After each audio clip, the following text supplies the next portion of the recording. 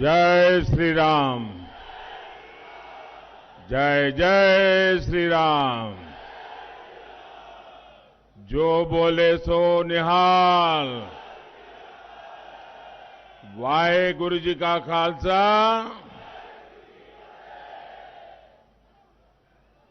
वाहेगुरु जी की फतेह के इस उद्घोष को लेकर हम ये फतेह रैली कर रहे हैं। अपने गुरुओं, अपने संतों की वाणी पर चलकर ही हम 21वीं सदी का नवा पंजाब बनाएंगे।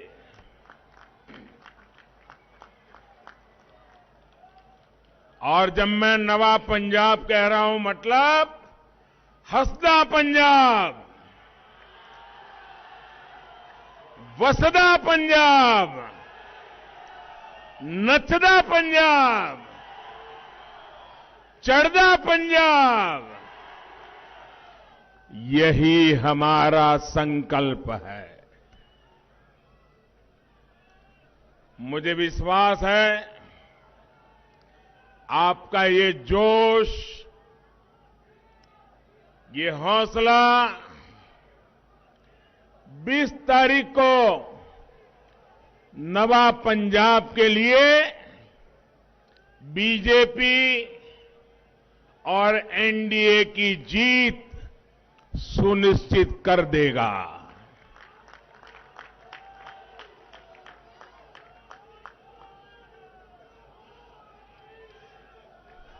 सरकार बनाएंगे ना, भाजपा की सरकार बनाएंगे ना, पूरा पक्का विश्वास है। आपका ये जो दमखम है ना, उसमें ही मुझे विजय नजर आ रहा है। साथियों, मैं पठानकोट की इस पवित्र धरती से मुक्तेश्वर महादेव मंदिर और अमृतसर के दुर्गियाना माता मंदिर का प्रणाम करता हूं। ये धरती हरमंदिर साहब और करतारपुर साहब की भी धरती है। इस पवित्र धरती से मैं सभी गुरुओं को श्रद्धापूर्वक नमन करता हूं। आज संत रविदास जी की भी जयंती है। यहां आने से पहले मैं दिल्ली में गुरु रविदास विश्राम धाम मंदिर जाकर आया हूं, आशीर्वाद लेकर के आया हूं। पंजाब से भी बड़ी संख्या में हमारे साथी लाखों श्रद्धालु उनकी जन्मस्थली बनारस गए हुए हैं। यहां से जो यात्री और देश भर से यात्री आज जो बनारस आए हैं, उनकी सहूलियत के लिए जितना कुछ कर सकता हूं, मैंने और योगी जी की सरकार ने करने का प्रयास किया है। यहां के मेरे सभी साथियों की सहूलियत के लिए रेलवे ने 2 विशेष ट्रेन भी चलाई है। और बनारस के सांसद के नाते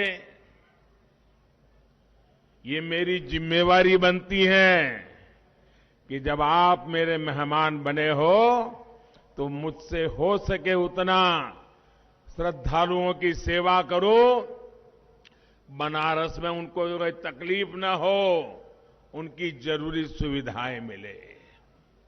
ये मेरा सौभाग्य है कि काशी में संत रविदास मंदिर परिसर में हमने बहुत बड़ा भव्य लंगर हॉल श्रद्धालुओं को अर्पित किया। मैं आप सभी को और बनारस गए श्रद्धालुओं को भी संत रविदास जयंती की अनेक अनेक शुभकामनाएं देता हूं। मेरा ऐसा सौभाग्य है कि जब यहां मंच पर आ रहा था तो मुझे वाल्मीकि समाज के सभी प्रमुख लोगों ने पवित्र माला पहना करके मुझे आशीर्वाद दिए। मैं वाल्मीकि समाज के भी सभी संतों का हृदय से प्रणाम करता हूं। आज मेरा ये भी सौभाग्य रहा कि कबीर परंपरा के अनुयायी भी आज यहां आकर के मुझे आशीर्वाद दे रहे थे। ये भी मेरा बड़ा सौभाग्य है। और मंच पर आते ही संत शिरोमणि पूज्य रविदास जी के चरणों में यहां भी मुझे माथा टेकने का मौका मिल गया। साथियों, संत रविदास जी का एक दोहा है और ध्यान से सुनिए। और जब ध्यान से सुनोगे तो आपका भी पक्का विश्वास हो जाएगा कि मोदी की सरकार वही कर रही है जो संत रविदास जी कह के गए हैं।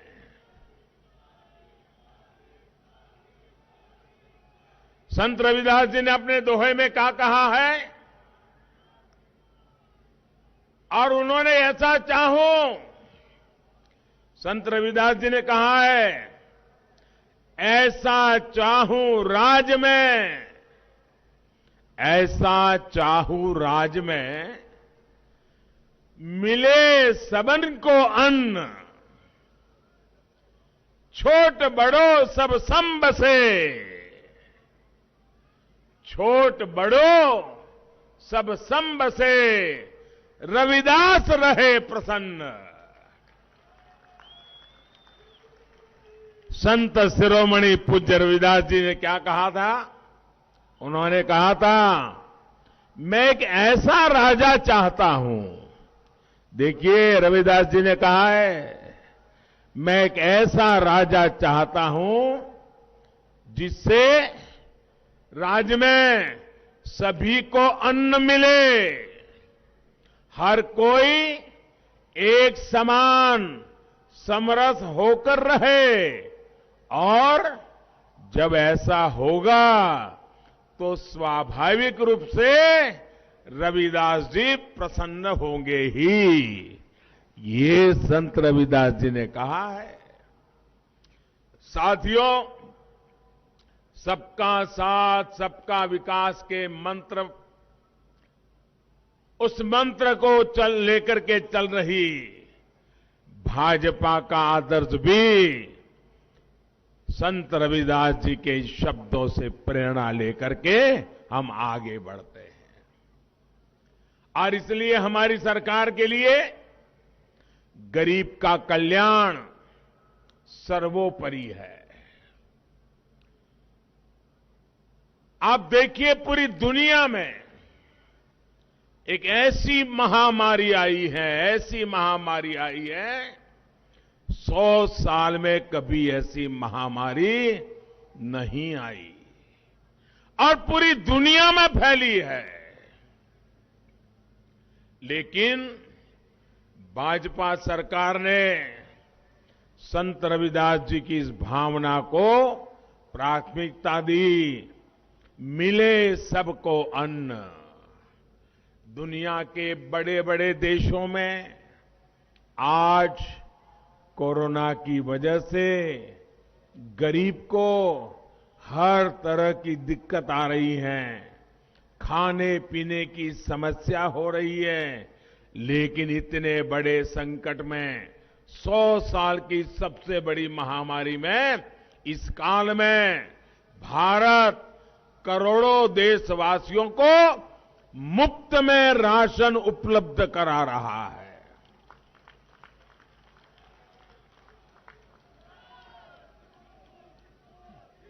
कोई भी ऐसा गरीब ना हो जिसके घर में चूल्हा न जलता हो। भाई, ये काम करना मेरे लिए एक पवित्र सेवा का काम था।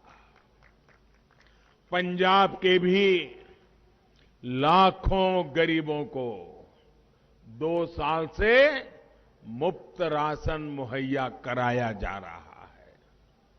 हमने प्रयास किया है कि महामारी के इस समय में कोई भूखा गरीब हमारे यहां गरीब भूखा न सो जाए। कोरोना की वैक्सीन भी हमारी सरकार ने मुफ्त मुहैया कराई। गांव-गांव जाकर के मेरे देशवासियों का जीवन बचाने के लिए रात दिन काम किया और दुनिया में जो नहीं कर पाए वो काम हिंदुस्तान ने करके दिखाया। करीब करीब 95% से ज्यादा लोगों को पहला डोज तो लग ही चुका है और दूसरा डोज भी करीब करीब सबको लगने की दिशा में तेज गति से काम हो रहा है। और वैक्सीन की वजह से लोगों को कोरोना से लड़ने के लिए बहुत बड़ा सुरक्षा कवच मिला है।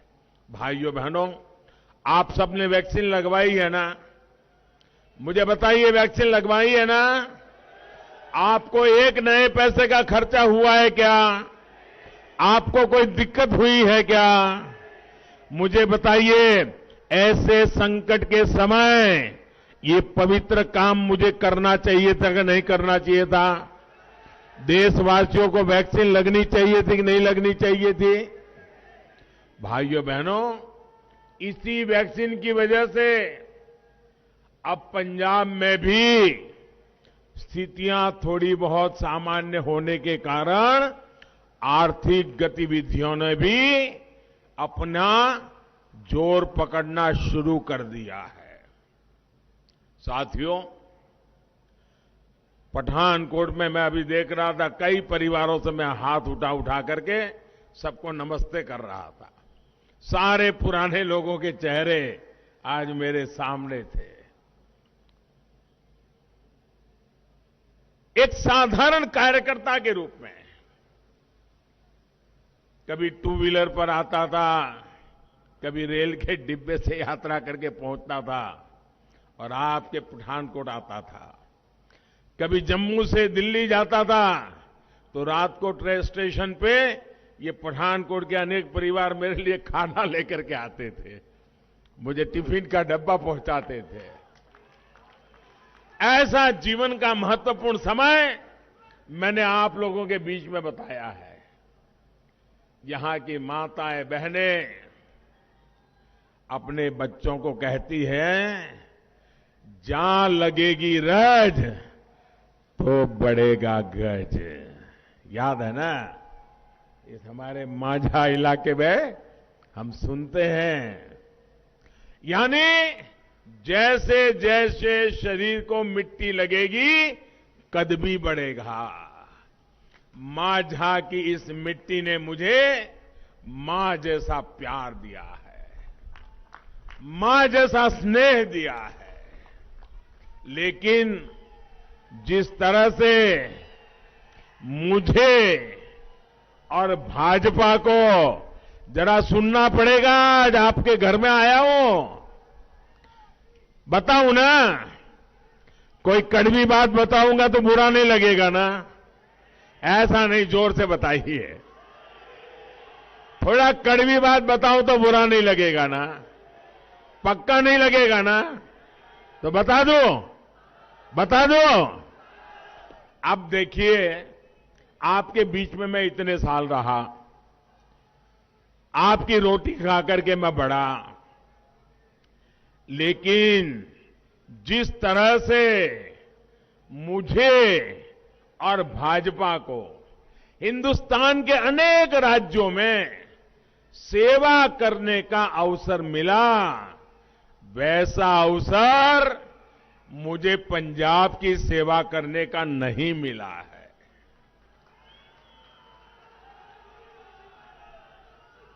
और पहले भी हमारा हाल क्या था? पहले हम यहां भी एक छोटे पार्टनर के रूप में, छोटे दल के रूप में सरकार के साथ एक हाशिए में किनारे पर साथ साथ चला करते थे। पंजाब की शांति के लिए, पंजाब की एकता के लिए, पंजाब के उज्जवल भविष्य के लिए हमने हमारी पार्टी का नुकसान करके पंजाब का भला करने को प्राथमिकता दी थी। लेकिन आज मैं आपसे मांगने आया हूं, मुझे 5 साल आपकी सेवा करने का मौका दीजिए।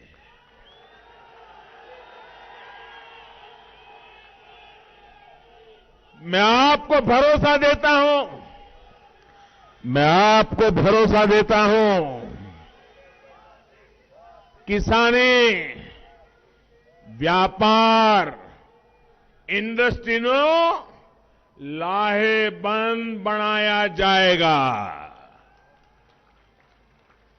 गरीबां ते मजदूरां नू उन्हां दे एक दिते जाणगे। पंजाब नू महफूज अते चढ़दी कलावा बीच रखावे।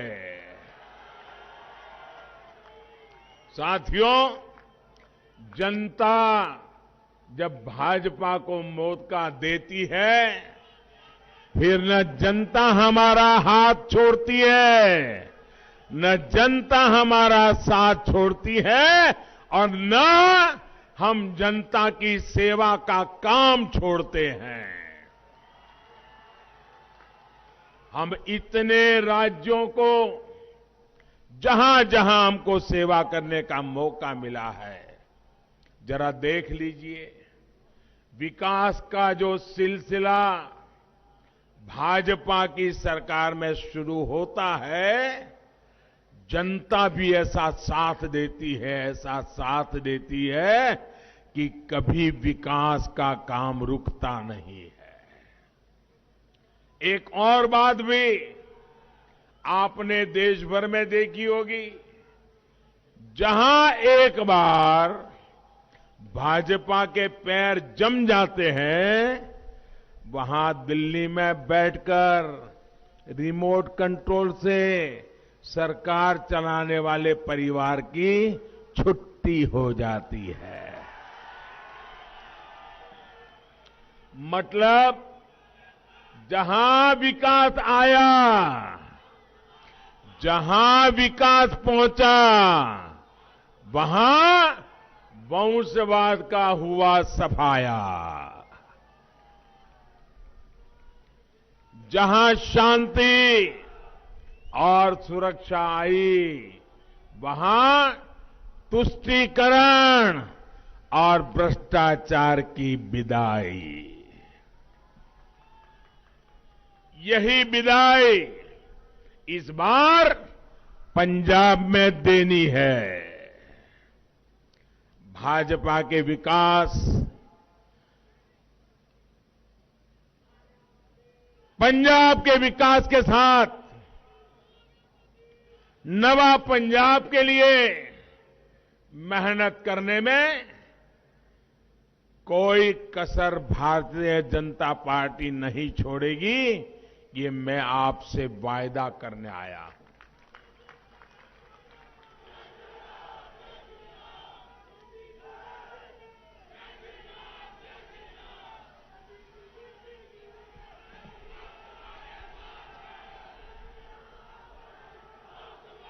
साथियों,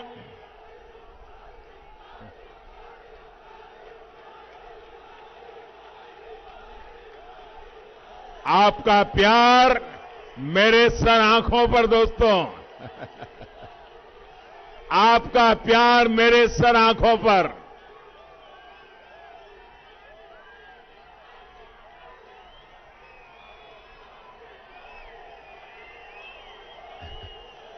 जो दिल्ली में एयर कंडीशन कमरों में बैठे हैं ना, उनको पता नहीं है ये प्यार की ताकत क्या है।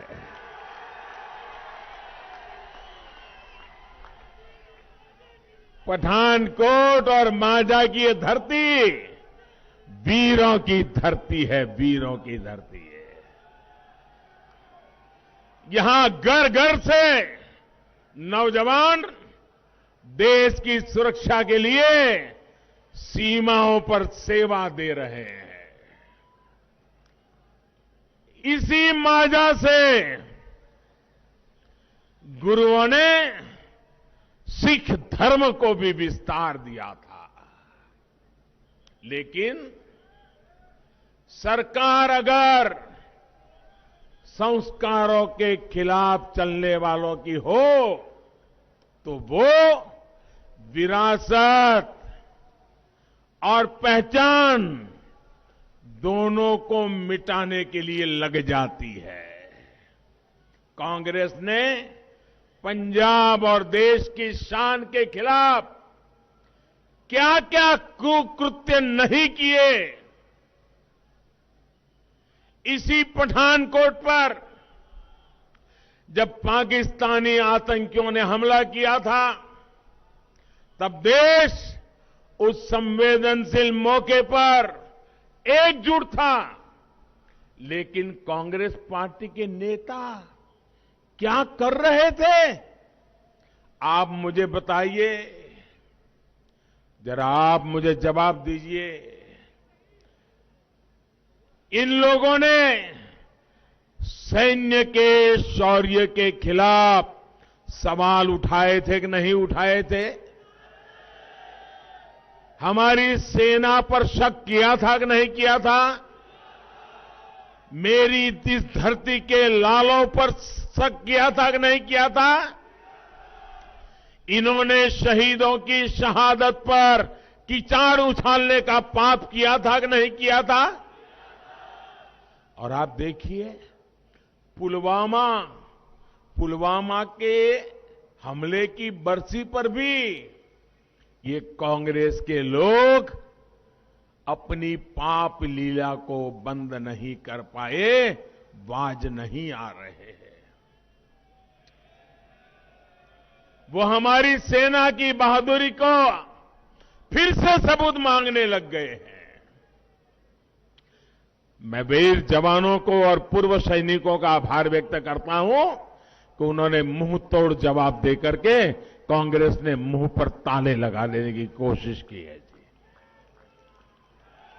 अब आप लोग ये तय करिए, क्या पंजाब जैसे सीमावर्ती और संवेदनशील राज्य की सुरक्षा ऐसे लोगों के हाथ में हम दे सकते हैं क्या? ऐसे लोग आपको सुरक्षा दे सकते हैं क्या? ऐसे लोग आपका भला कर सकते हैं क्या? ये आपकी चिंता कभी कर सकते हैं क्या? अगर इन्हें फिर से मौका मिल गया तो ये पंजाब की सुरक्षा को खतरे में डालने से पीछे नहीं हटेंगे।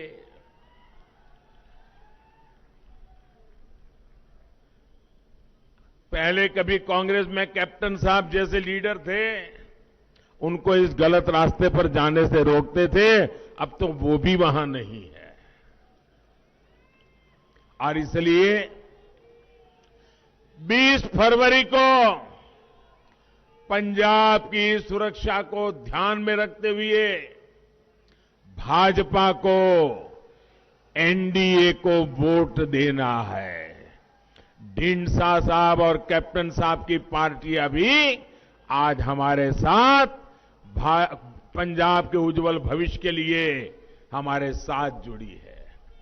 20 फरवरी को पंजाब में शांति और अमन के लिए भाजपा को वोट देना है। 20 फरवरी को पंजाब के विकास के लिए भाजपा को वोट देना है। साथियों, देश की सुरक्षा को मजबूत करने के लिए हमारी सरकार सेनाओं का लगातार आधुनिकीकरण कर रही है। जब सैनिक के पास आधुनिक साजो सामान होता है तो उसकी अपनी सुरक्षा भी बढ़ती है।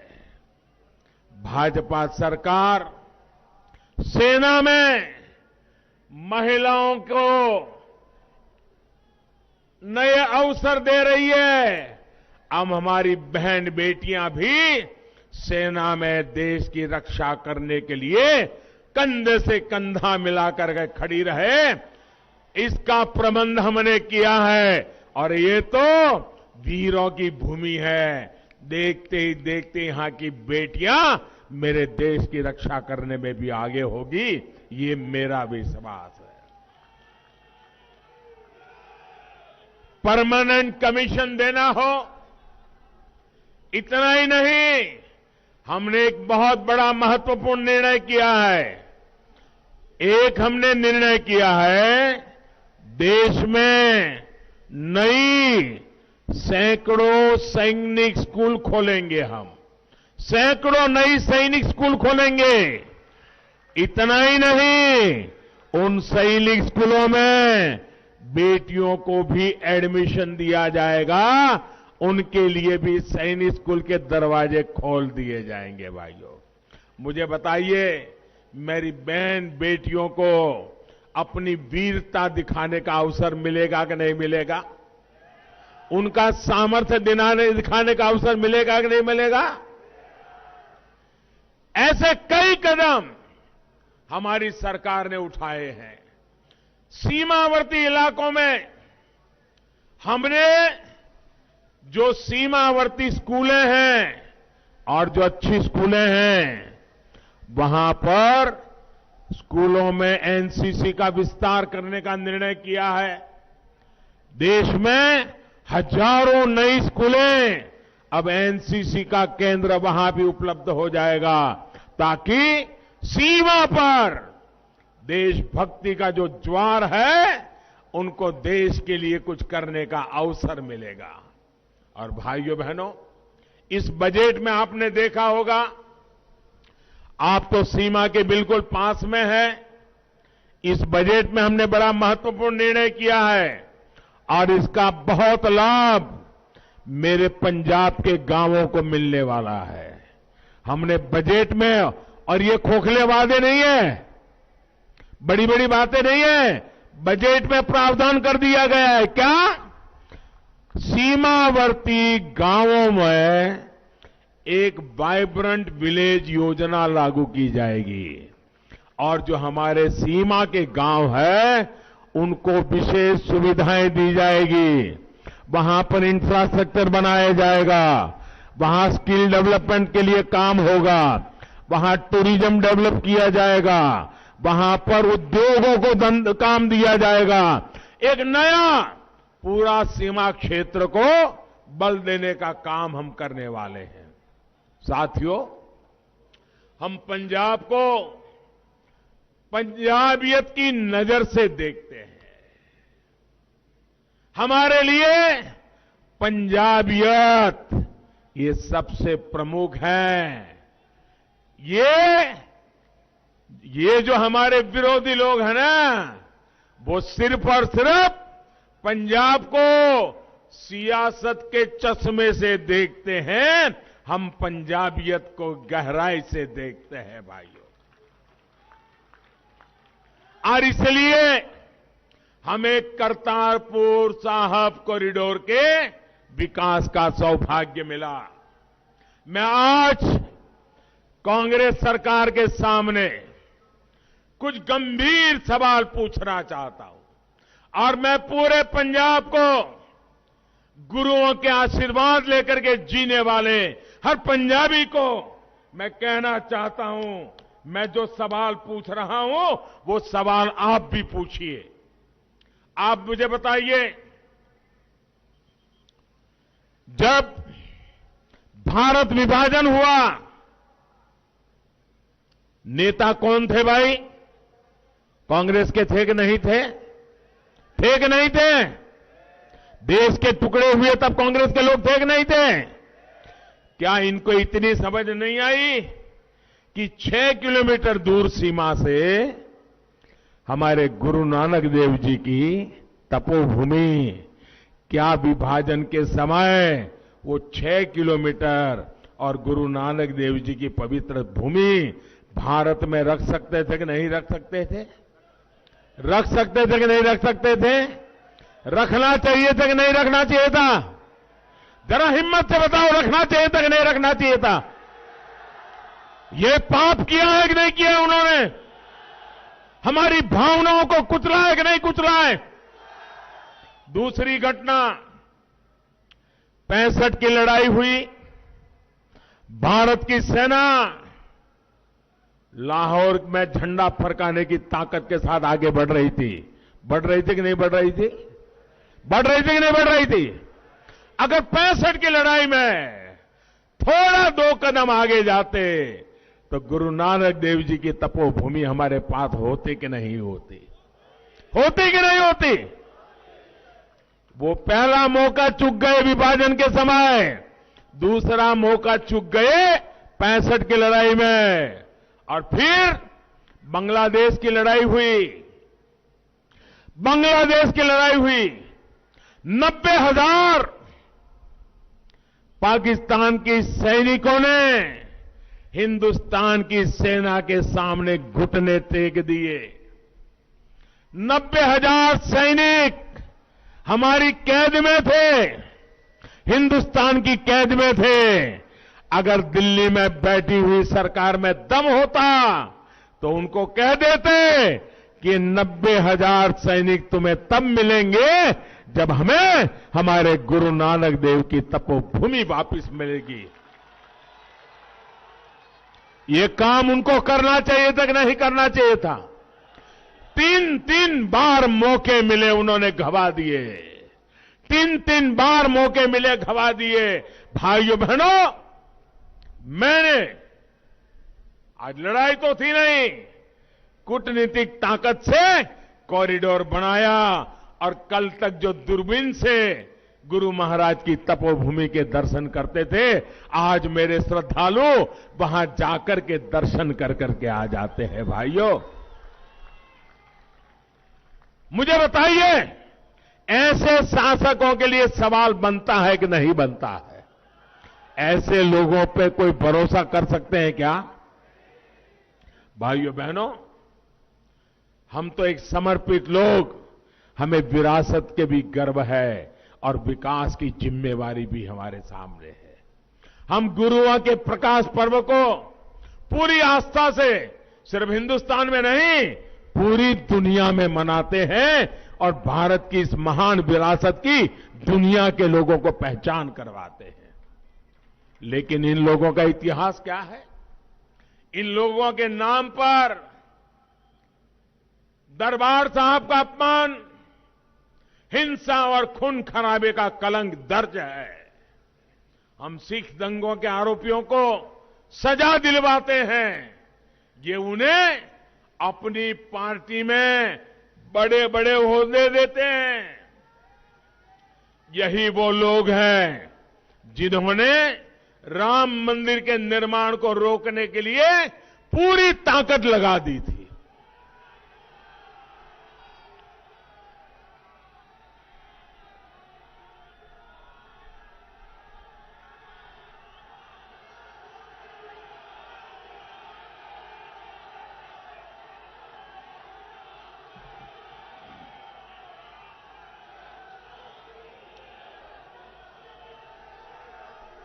काशी विश्वनाथ धाम बना तो उस पुण्य काम भी, उसका भी ये लोग विरोध करते रहे। काशी विश्वनाथ मंदिर को सदियों पहले माझा की धरती से विशेष रिश्ता रहा है। मंदिर के लिए सोना चढ़ाने का काम उस जमाने में महाराणा रणजीत सिंह जी ने ही किया था। भाइयों बहनों, हम अपनी इस विरासत को, देश की एकता, अखंडता से जोड़कर देखते हैं। इससे पर्यटन भी बढ़ता है, युवाओं को रोजगार भी मिलता है, लेकिन उन्हें देश की आस्था और विरासत से ही उनका सुनते ही उनके कान लाल हो जाते हैं, चीड़ है उनको। पंजाब के लोगों ने दशकों तक ऐसे दलों को बर्दाश्त किया, अब उन्हें इस बार भाजपा को मौका देना है। और मैं परसों जालंधर आया था, मुझे यहां से जो खबरें मिल रही है, पंजाब ने पक्का कर लिया है इस बार पक्का परिवर्तन, भाजपा की सरकार। भाइयों और बहनों, कांग्रेस पार्टी की करतूतों का साथ देने के लिए अब उन्हें पार्टनर इन क्राइम भी मिल गया है, पार्टनर इन क्राइम भी मिल गया है। आप देखिए कितनी समानता है दोनों दलों में। जब अयोध्या में राम मंदिर बनता है तो ये दोनों पार्टियां उसका विरोध करते हैं, मिलकर के विरोध करते हैं। जब भारत के जांबाज अपना शौर्य दिखाते हैं तो ये दोनों पार्टी के नेता वही बोलते हैं जो पाकिस्तान से बोला जाता है, पाकिस्तान के सूर में सूर मिलाते हैं। एक ने पंजाब के युवाओं को नशे के जाल में धकेला, दूसरी पार्टी दिल्ली के युवाओं को शराब का लती बनाने में लगी हुई है। भाइयों बहनों, इतना ही नहीं, एक ने पंजाब को लूटा, दूसरी दिल्ली में एक के बाद एक घोटाले कर रही है। ये दोनों एक ही थाली के चट्टे बट्टे होने के बावजूद अब ये दोनों पार्टियां मिलकर पंजाब में नूरा कुश्ती कर रहे हैं। नूरा कुश्ती, WWF आता है ना, हाँ, ये कर रहे हैं जी। ये आमने सामने होने का दिखावा कर रहे हैं। आप मुझे बताइए, दिल्ली में पहली बार आप पार्टी की जी सरकार बनी थी, उसको पूर्ण बहुमत नहीं था, उसको पूर्ण बहुमत नहीं था। किस पार्टी ने उनको सरकार बनाने के समर्थन दिया था?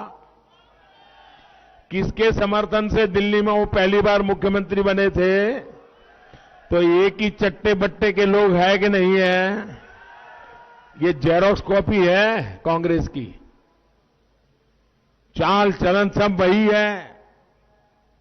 भाइयों बहनों, सच्चाई ये है, अगर कांग्रेस ओरिजिनल है तो ये दूसरी पार्टी उनकी फोटोकॉपी है।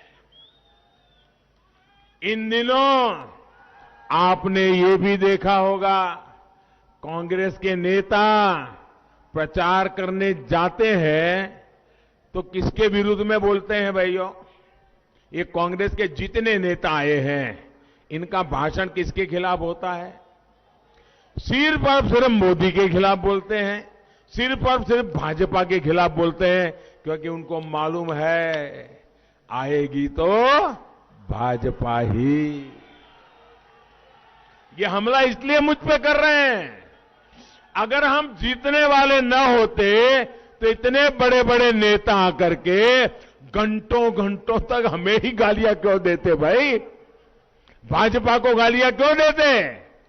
जब ये जितनी गालियां देते हैं, इसका मतलब आप ज्यादा ताकतवर हो गए हो, आप ज्यादा ताकत से भाजपा के साथ खड़े हो। उन्हें बराबर पता है, इस बार पंजाब के लोगों ने पक्का मन बना लिया है, इस बार भाजपा जैसी अनुभवी पार्टी, देश हित में, पंजाब हित में काम करने वाली पार्टी को मौका देना है। और मेरा आपसे ये वायदा है, मेरा आपसे ये वायदा है, असी मजबूर नहीं, मजबूत पंजाब बनवाऊंगा। पंजाबનું મૂળ खुशहाल बनावांगे। साथियों, पंजाब ने हमेशा देश के विकास के लिए दिल्ली वाली सरकार के काम को देखा है। कभी पंजाब की भाइयों बहनों पहचान देश के सबसे खुशहाल सूबे के रूप में होती थी, लेकिन आज हालात कुछ और है। राज्य पर कर्ज बढ़ता जा रहा है, रोजगार के मौके हर दिन कम हो रहे हैं, युवाओं को पलायन करना पड़ रहा है, अलग अलग विभागों के कर्मचारियों को सड़कों पर उतर करके आंदोलन करने पड़ रहे हैं, अपनी छोटी छोटी मांगों को लिए उनको पुलिस के डंडे खाने पड़ रहे हैं। मांझा को तो खासकर विकास से, उद्योगों से वंचित रखा गया है। यहां केवल एक ही धंधा चल रहा है, खनन में लूट का धंधा। और अब जानते हैं कि आपके क्षेत्र को कौन लोग लूट रहे हैं। आप जानना चाहता हूं, आपसे जानना चाहता हूं, क्या इस रेत माफियाओं पर, खनन माफियाओं पर कोई कार्रवाई होती है क्या? ये सरकार कोई कदम उठाती है क्या? सरकार के मुलाजिमों को डंडा मारने के लिए तो पुलिस रखते हैं, लेकिन खनन माफियाओं को महलों में मौज मिलती है भाइयों। ये इसलिए विधायक बनते और बनवाते हैं ताकि पूरे पंजाब की मिट्टी को खोदकर अपनी तिजोरियां भर लें। ये लोग अपनी मिट्टी से विश्वासघात कर रहे हैं। ये खेल तभी रुकेगा जब ईमानदार और काम करने वाली सरकार होगी, भाजपा के नेतृत्व वाली सरकार होगी। मैं डंके की चोट पर कहता हूं,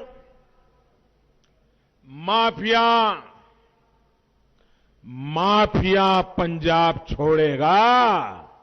और इसलिए मैं कहता हूं, माफिया पंजाब छोड़ेगा, पंजाब का नौजवान नहीं। भाइयों बहनों, अभी पंजाब में डबल इंजन की सरकार तो नहीं है, अभी केवल केंद्र सरकार का इंजन काम कर रहा है। इन परिस्थितियों में भी हमने पंजाब में नए हाईवेज बनाए, एक्सप्रेसवेज बनाने की बात हो, यहां उद्योगों को बढ़ावा देने का पूरा प्रयास हो। दिल्ली कटरा एक्सप्रेसवे पंजाब होकर के गुजर रहा है। इससे पंजाब के विकास की गति को और गति मिलेगी, लोगों को सुविधा भी मिलेगी, नए उद्योगों के लिए पंजाब में रास्ते खुलेंगे। पंजाब में जो सामान बनता है उसकी सप्लाई बढ़ाने के लिए भी हम लुधियाना, पश्चिम बंगाल ईस्टर्न फ्रेट कॉरिडोर उसको भी बनवा रहे हैं भाइयों। एयरवेज के मामले में भी पंजाब पीछे न रहे, इसके लिए मोहाली में इंटरनेशनल एयरपोर्ट के साथ साथ में और एयरपोर्ट पर भी काम किया जा रहा है। पंजाब के हर नागरिक की सोच के लिए, उसकी सेवा के लिए, बीमारी में उसको दिल्ली तक दौड़ना न पड़े, इसलिए एम्स का काम आपकी आंखों के सामने है। पीजीआई सैटेलाइट सेंटर भी केंद्र सरकार ने दिया है।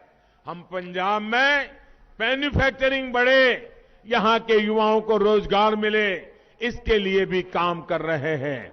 हमने पंजाब के किसानों के लिए कपूरथला, फजिल्का और लुधियाना में 3 फूड पार्क भी बनाए हैं। आज पंजाब के किसानों की फसल की एमएसपी पर रिकॉर्ड खरीदी हो रही है। जितना पैसा भाजपा सरकार ने सीधे पंजाब के किसानों के बैंक खातों में भेजा है, वो पहले कभी नहीं किसी ने भेजा नहीं है। भाइयों, साथियों, हमारे पास पंजाब के विकास के लिए नवा पंजाब का एक विजन है। पठानकोट जैसे बॉर्डर इलाके के विकास के लिए बॉर्डर एरिया डेवलपमेंट अथॉरिटी का गठन होगा। पंजाब के विकास के लिए इंफ्रास्ट्रक्चर पर अभूतपूर्व खर्च होगा। ये हमारे लिए केवल घोषणाएं नहीं है, ये पंजाब के लिए हमारा दृढ़ संकल्प है और हम संकल्प को प्रकल्प में बदलते हैं और प्रकल्प को हम परिवर्तन लाने का एक साधन बना करके सिद्धि तक पहुंचने वाले लोग हैं।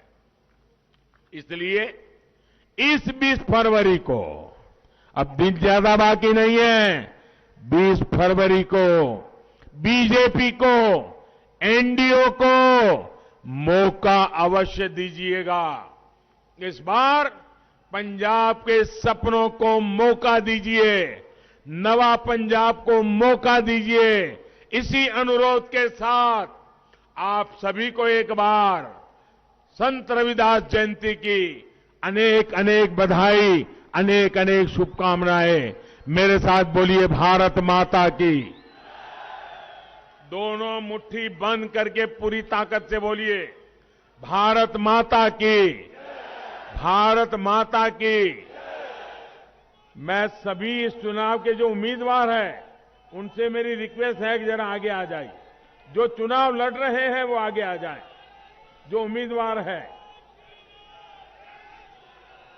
भारत माता की, भारत माता की, भारत माता की। बहुत बहुत धन्यवाद। अरे वो खड़े रहो भाई।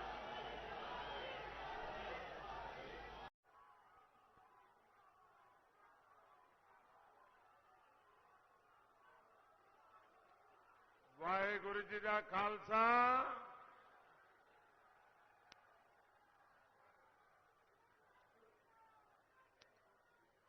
जय श्री राम, जय जय श्री राम। वीर बजरंगबली की।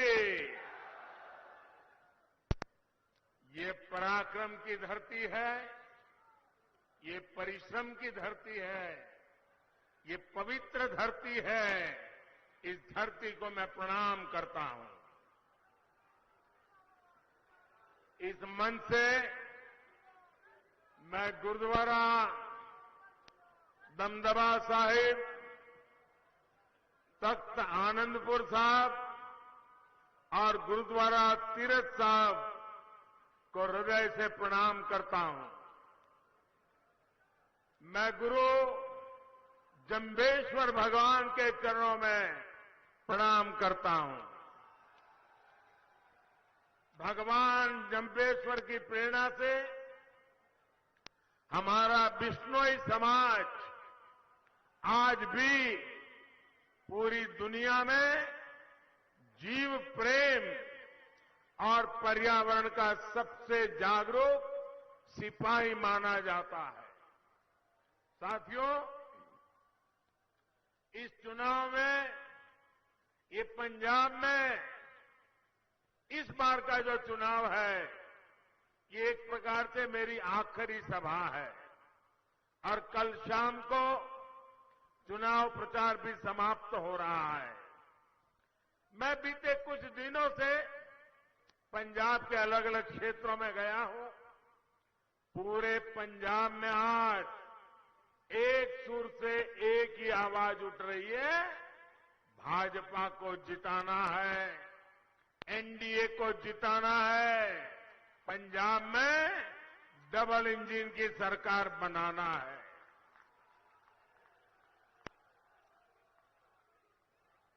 डबल इंजन की सरकार का मतलब क्या? पंजाब का इस दशक में सबसे तेज विकास। डबल इंजन की सरकार का मतलब पंजाब से रेत माफिया, ड्रग माफिया, इनकी विदाई। डबल इंजन की सरकार का मतलब है पंजाब की औद्योगिक इकाइयों में नई ऊर्जा भरना।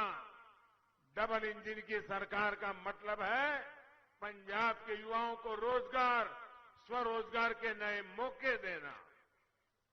साथियों, पंजाब को आज एक ऐसी सरकार चाहिए जिसकी प्रेरणा राष्ट्रभक्ति हो, जिसकी प्रेरणा पंजाब का विकास हो।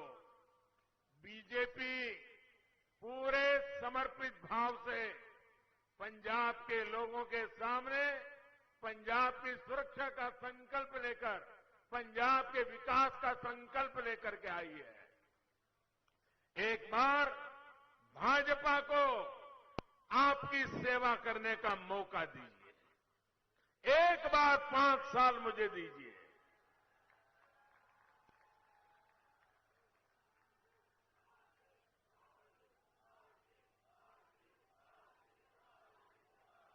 अब फिर देखिएगा डबल इंजन की सरकार कैसे पंजाब को तेज गति से आगे बढ़ाती है।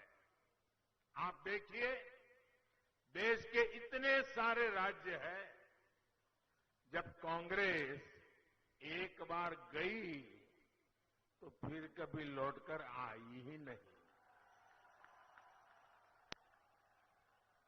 और जहां भाजपा को आशीर्वाद मिल गया, वहां तो कांग्रेस जड़ मूल से साफ हो गई।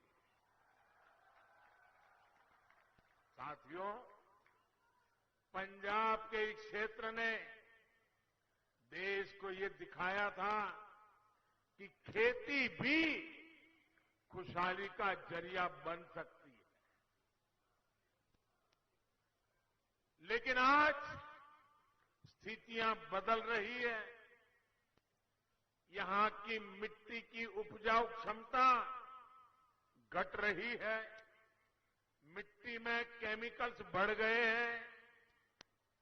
भाइयों और बहनों, इतिहास गवाह है, कांग्रेस ने किसानों को हमेशा धोखा दिया है।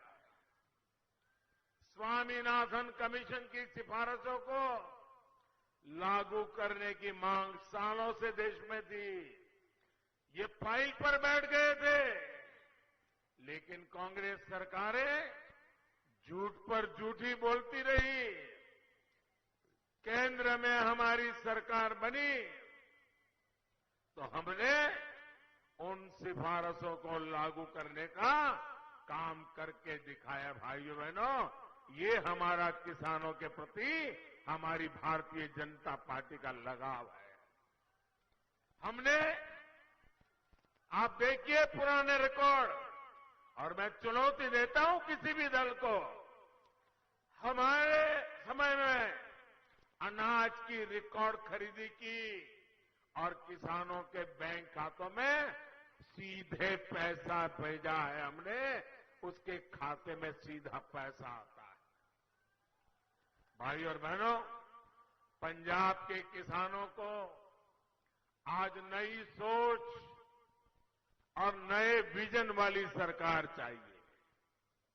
आज किसान को बेहतर फसल, कम लागत और बेहतर कीमत की जरूरत है।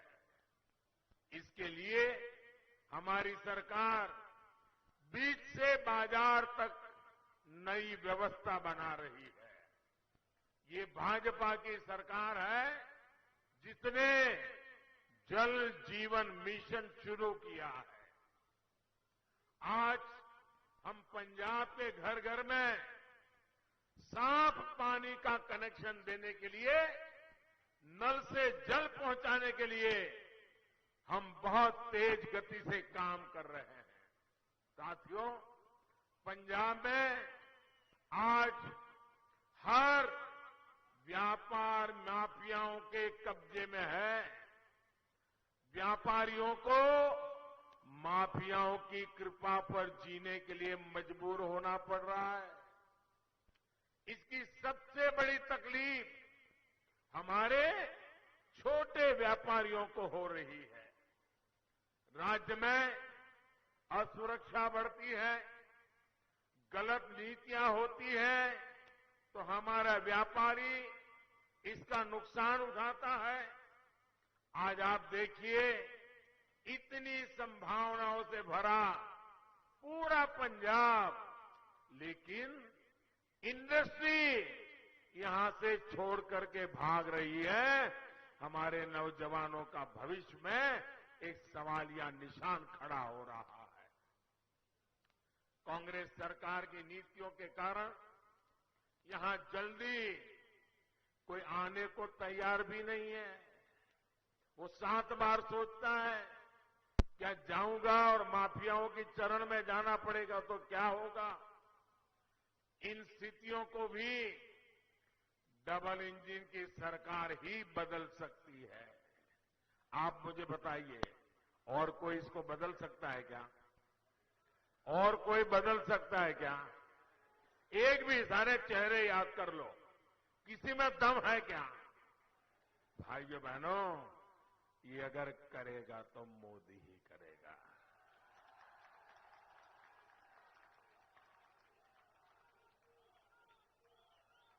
हमने अपने घोषणा पत्र में अनेक संकल्प लिए हैं। पंजाब में बेहतर इंफ्रास्ट्रक्चर होगा,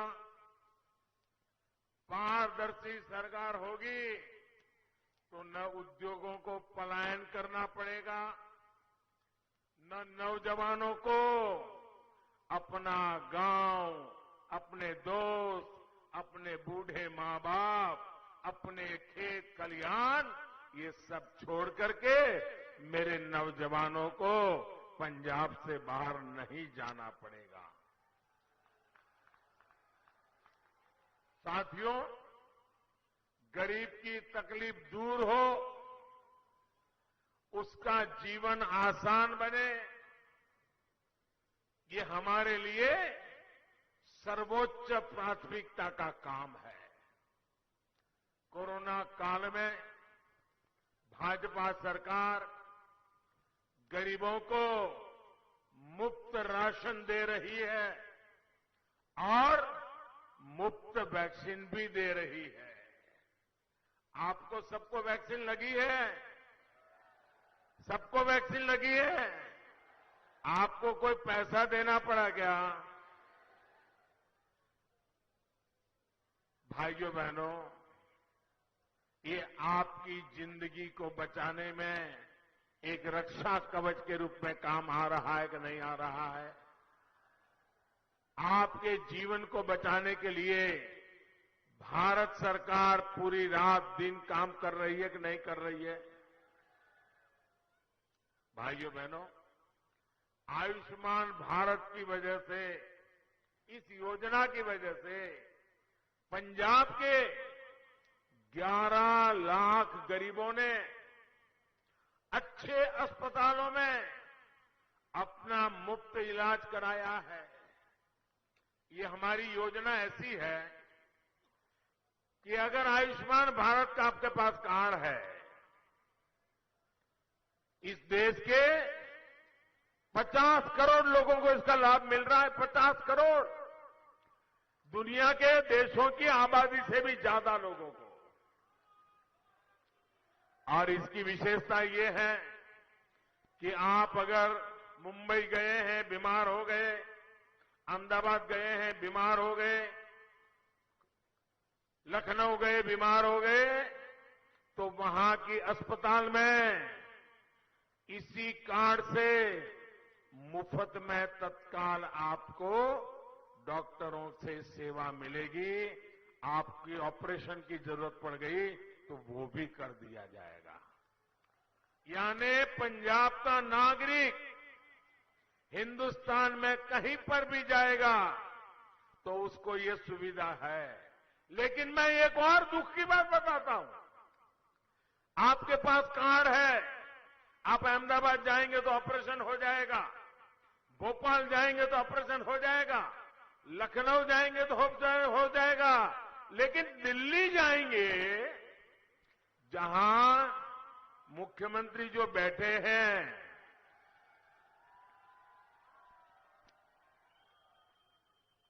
दिल्ली में जहां दिल्ली सरकार की अस्पतालें हैं, वहां पर आपको मना कर देंगे।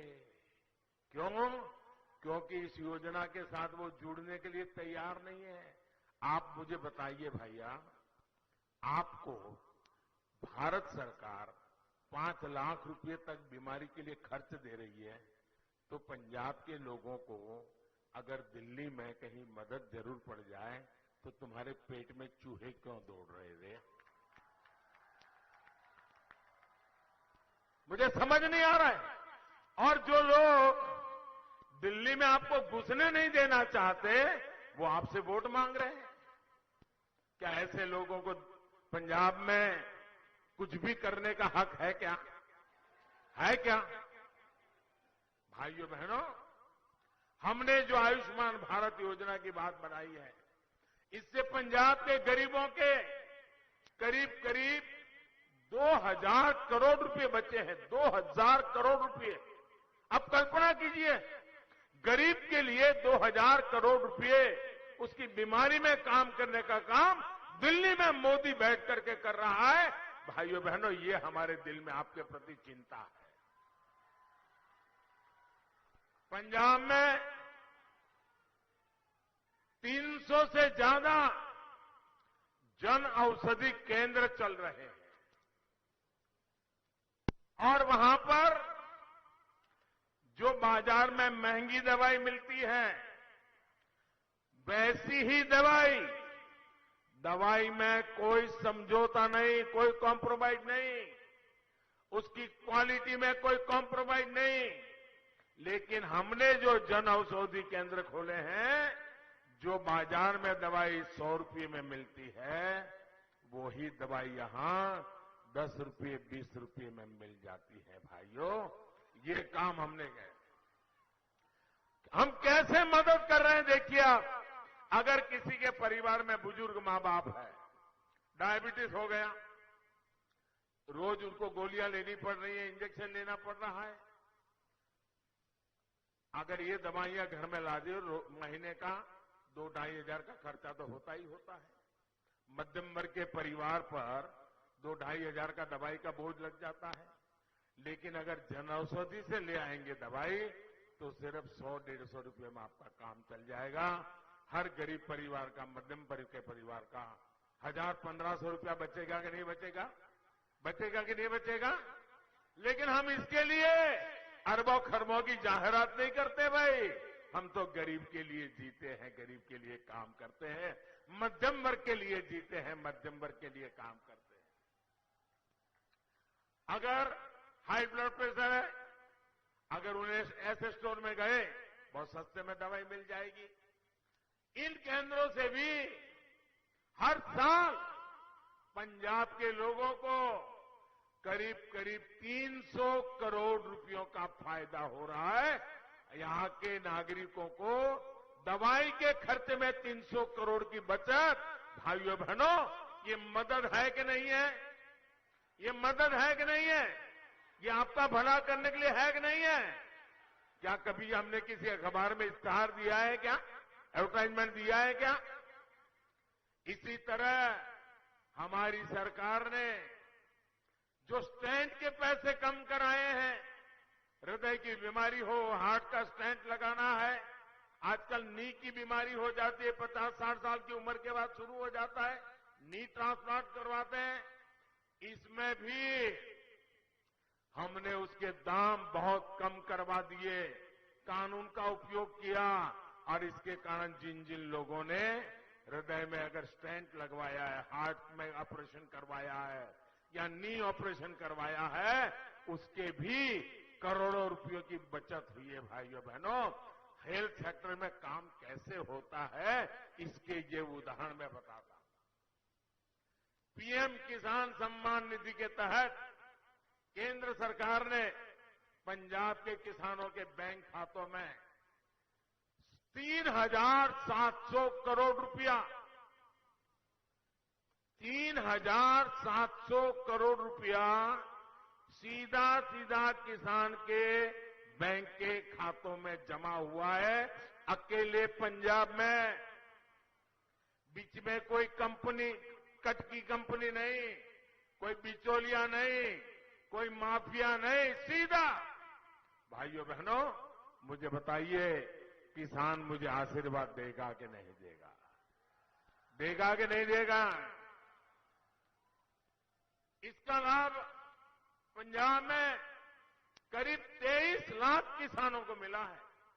23 लाख किसानों को केंद्र सरकार की प्रधानमंत्री आवास योजनाओं के तहत पंजाब में 75,000 से अधिक घर बनाए जा रहे हैं और एक एक घर बनाने के लिए लाख सवा लाख रुपया उनके खाते में भारत सरकार जमा करवाती है ताकि वो पक्के घर में जिंदगी गुजारना शुरू करे। भाई, गरीबों को पक्के घर के लिए अकेले पंजाब को 2,000 करोड़ रुपए से के भी अधिक की राशि दी गई है। इधर आंकड़े जोड़ दीजिए, मैं तो कुछ ही बता रहा हूं, ये सारा दिल्ली से पैसा पंजाब की धरती पर उतारने का हमने काम किया है। साथियों, उजाला स्कीम के तहत हमने बिजली बिल कम हो, हमेशा हमेशा के लिए बिजली का खर्चा कम हो, आपकी जेब से ज्यादा पैसे न जाएं, एक स्थायी व्यवस्था बनाई और टेक्नोलॉजिकल सॉल्यूशन निकाला। इसके तहत एलईडी बल्ब हमने पंजाब में वितरित किए। इस वजह से गरीबों के बिजली के बिल में 900 करोड़ रुपए से भी अधिक बिजली का बिल बचा है। अगर मध्यम वर्ग के घर में 4 लट्टू वाले हैं तो उसका 1,500 2,000 रुपया बच जाता है बिजली का। भाइयों, ये लोग आज जो वादे कर रहे हैं वो एक प्रकार से आपके घर में रोशनी लाने का वादा नहीं है, आपके जेब के पैसे बचाने का वादा नहीं है। ये ऐसा रास्ता है जो पूरे पंजाब को कुछ ही वर्षों में अंधकार में डुबो देगा। बिजली के कारखाने चलाने की ताकत नहीं होगी, पूरा पंजाब अंधेरे में फंस जाएगा। ये रास्ता इन्होंने चुना है। आप मुझे बताइए, क्या पंजाब में अंधेरा आने देना है? अंधेरा आने देना है? अंधेरा आने देना है तो इन लोगों को दिल्ली में ही रोक लो भैया, आने मत दो यहां।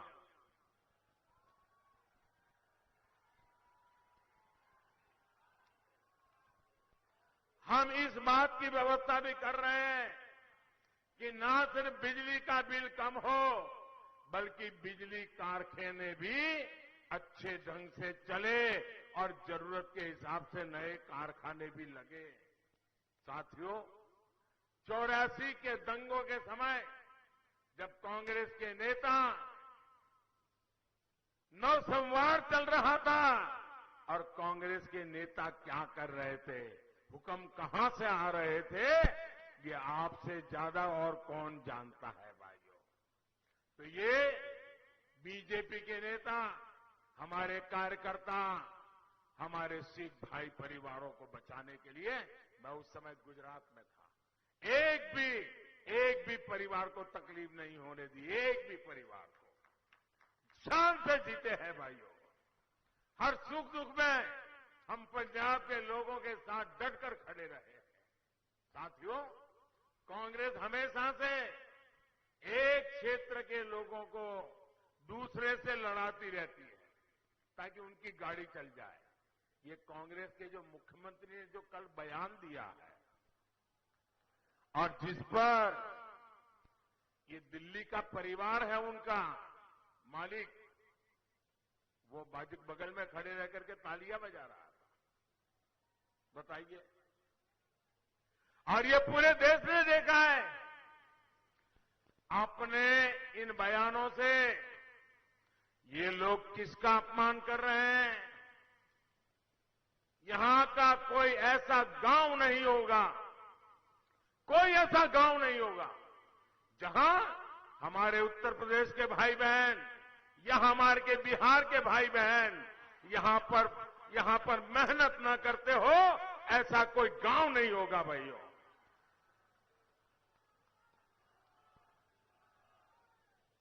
कल ही हमने संत रविदास जी की जयंती मनाई है। संत रविदास जी की जयंती मनाई है। मैं जरा इन नेताओं से पूछना चाहता हूं, आप मुझे बताइए, संत रविदास जी कहां पैदा हुए थे? क्या पंजाब में पैदा हुए थे क्या? संत रविदास जी उत्तर प्रदेश के बनारस में पैदा हुए थे, काशी में पैदा हुए थे। और आप कहते हो उत्तर प्रदेश के भाइयों को घुसने नहीं दोगे, तो क्या आप संत रविदास जी को भी निकाल दोगे? क्या संत रविदास जी के नाम को मिटा दोगे? क्या भाषा बोलते हो तुम लोग? इतना ही नहीं, मैं जरा पूछना चाहता हूं, गुरु गोविंद सिंह जी का जन्म कहां हुआ था? गुरु गोविंद सिंह जी का जन्म कहां हुआ था? पटना साहिब में हमारे गुरु महाराज गुरु गोविंद सिंह का जन्म हुआ था। और आप पटना में हुआ, बिहार में हुआ, और तुम कहते हो बिहार के लोगों को घुसने नहीं देंगे। तो क्या तुम गुरु गोविंद सिंह महाराज का अपमान करोगे?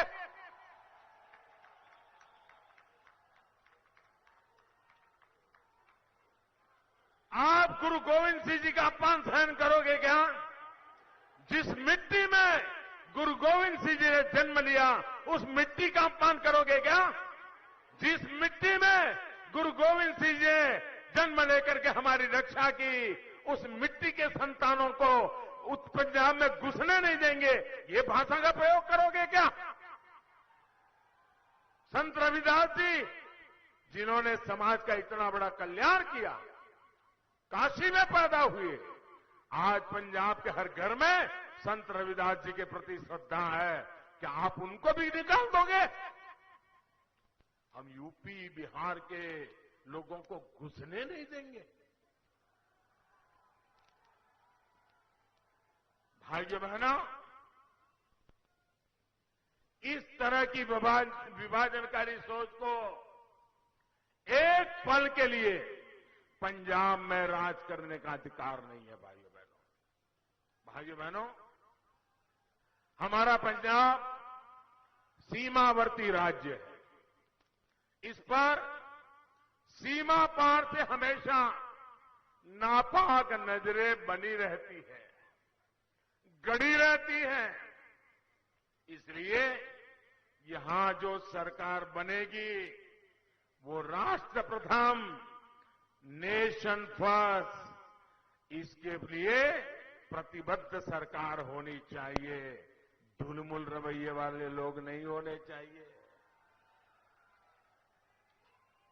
जो लोग भारत को एक राष्ट्र ही नहीं मानते, देश की अखंडता, पंजाब की सुरक्षा, ऐसे लोगों के हाथ में हम सुपुर्द नहीं कर सकते हैं। पंजाब वैसे भी आज अनेक चुनौतियों का मुकाबला कर रहा है। इन चुनौतियों में अब एक समस्या अस्थिरता वाली हमने किसी भी हालत में जोड़नी नहीं है। लेकिन आज कांग्रेस पंजाब को फिर से अस्थिरता की तरफ ले जाने का प्रयास कर रही है। साथियों, कांग्रेस की जो पार्टनर इन क्राइम एक नई पार्टियां आई हैं, वो भी एक के बाद एक रोज नए झूठ, रोज नई मनगढ़ंत बातें पंजाब में आकर बोल रहे हैं। वो लोग जिनकी दिल्ली में सरकार है, आप अगर इनकी सरकार को देखेंगे तो पता चल जाएगा कि ये लोग सिखों को, पंजाबियों को डगर डगर पर कितना अपमानित करते हैं। दिल्ली जाओगे तो पता चलेगा। आज पंजाब में आकर सिखों को झूठ बोलने वाले इन लोगों ने दिल्ली में एक भी सिख को न मंत्री बनाया है। इतना ही नहीं, ये पंजाब को नशा मुक्त करने की बात करते हैं, लेकिन दिल्ली में हर स्कूल कॉलेज के बगल में शराब के ठेके खोल करके बैठ गए भाइयों। ये कैसे झूठ बोलने में महारथी है और हर पल आराम से झूठ बोलना, आराम से पलट जाना, कोई परवाह ही नहीं। दिल्ली में प्रदूषण बढ़ता है तो ये पंजाब के किसानों को गाली देते हैं। दिल्ली की हवा खराब हो गई, आपने देखा होगा, ये सब अवेलेबल है कि मैं कह नहीं रहा हूं। अब दिल्ली में जाओ तो पंजाब के किसानों को गाली दो और यहां आकर के किसानों को गले लगाने की बात करो। किसी के गले उतरेगा क्या? उतरेगा क्या? ये फरेब चलेगा क्या? जब कोरोना की वेव आई तो इन लोगों ने यूपी, पंजाब, हरियाणा के लोगों को झूठ बोल करके भगा दिया कि बहुत बड़ा भयंकर होने वाला है, महीनों तक खाना नहीं मिलेगा, भागो। जो लोग दिल्ली में पंजाब, हरियाणा, उत्तर प्रदेश के लोगों को भगा देते हैं, वो आज आपके पास आए हैं। आप क्या करोगे? इनको मेहमान गति स्वीकार करोगे क्या? भाइयों बहनों, बात इतनी नहीं है साथियों, इनके इरादे कहीं ज्यादा खतरनाक है। आपने सुना होगा, कल इनके एक पुराने विश्वस्त साथी जो पिछले बार जो यहां के पंजाब के चुनाव के उनकी तरफ से इंचार्ज थे और उनके खासम खास दोस्त थे, अन्ना हजारे के साथ ये आंदोलन में झंडा लेकर के खड़े रहते थे और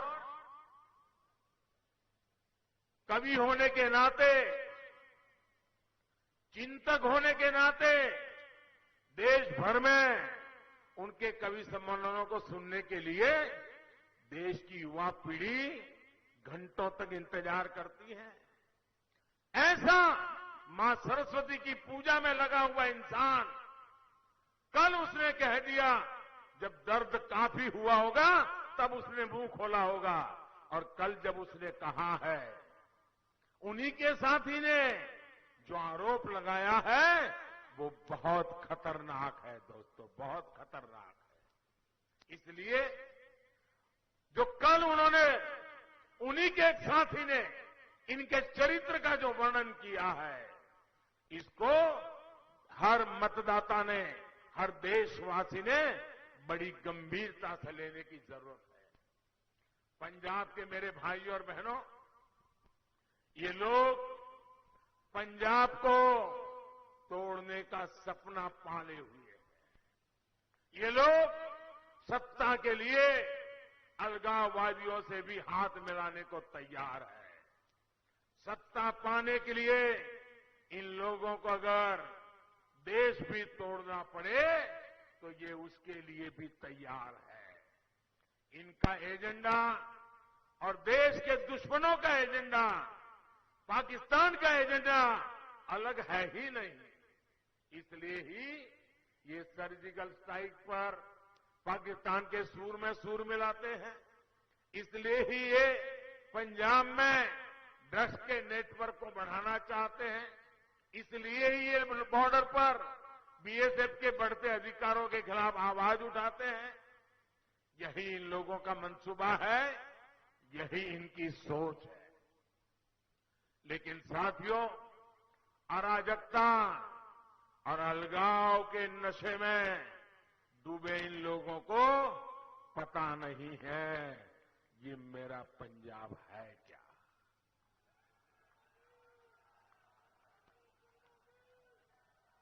ये मेरे पंजाब ने कितने घाव झेले हैं, लेकिन इस देश के लिए मरने मिटने में कोई आगे रहा है तो मेरा पंजाब रहा है भाइयों। पंजाब उन गुरुओं, उन शहीदों की भूमि है जिन्होंने देश के लिए अपने प्राण न्योछावर कर दिए थे। ये पंजाब और ये भारत किसी की साजिशों से टूटने वाला नहीं है। हर भारतीय ऐसी ताकतों के सामने पूरी ताकत से खड़ा है। भाइयों और बहनों, ये सामान्य चुनाव नहीं है। ये पंजाब के वर्तमान के लिए, पंजाब के भविष्य के लिए बहुत महत्वपूर्ण चुनाव है। अब बीच में 2-3 दिन ही बचे हैं। 20 तारीख को पंजाब के लोगों को इनके अपराधों का हिसाब करना है। करोगे? चुन चुन के हिसाब करोगे? पल पल का हिसाब करोगे? 20 तारीख को पंजाब के लोगों को भाजपा के लिए, एनडीए के लिए, नवा पंजाब के लिए पुरजोश भारी मात्रा में ज्यादा से ज्यादा संख्या में वोट करना है। वोट करोगे ना? करोगे ना? ऐसा तो नहीं होगा ना कि इस सभा के बाद अरे भाई सभा बड़ी जबरदस्त हो गई, रैली बड़ी जबरदस्त हो गई, चलो आज सो जाते हैं। ऐसा नहीं करोगे ना? ऐसा नहीं करोगे ना? घर घर जाओगे, एक एक मतदाता को मिलोगे, देश की बात बताओगे, पंजाब के उज्जवल भविष्य की बात बताओगे, यहां के नौजवानों के कल्याण की बात बताओगे, यहां की माताओं बहनों की भलाई की बात बताओगे, लोगों को मतदान के लिए तैयार करोगे, कमल पे वोट डलवाओगे, एनडीए के साथियों को वोट डलवाओगे। भाइयों बहनों, मैं विशेषकर से मैं उन नौजवानों से भी आग्रह करना चाहता हूं जो जीवन में पहली बार वोट देने के लिए जाने वाले हैं। जो फर्स्ट टाइम वोटर्स हैं, ये फर्स्ट टाइम वोटर आपके जिंदगी का एक महत्वपूर्ण अवसर है।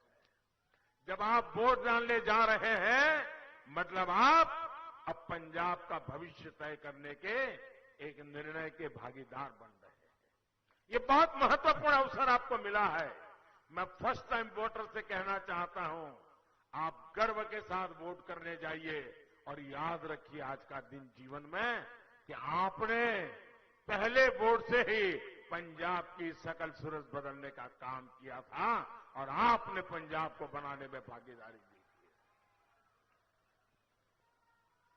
आज मैं हमारे अबोहर के लोगों से भी एक विशेष आग्रह करूंगा। मैं जब यहां मंच पे बैठा था तो जब मैं यहां काम करता था, सारे पुराने परिवार सबको मैं देख रहा हूं, दूर से हाथ उठा करके नमस्ते कर रहा हूं।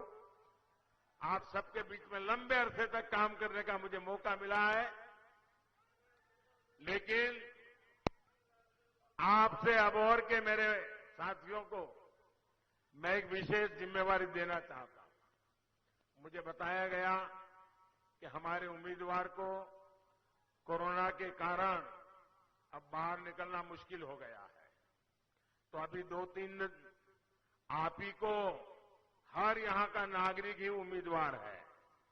अब हमारे उम्मीदवार कोरोना के कारण ना आ पाए, हर व्यक्ति हमारा उम्मीदवार है, हर कार्यकर्ता हमारा उम्मीदवार है। हमें मिलकर के अबोहर में 2-4 दिन उनको थोड़ा रेस्ट करना पड़ेगा, आइसोलेशन में रहना पड़ेगा।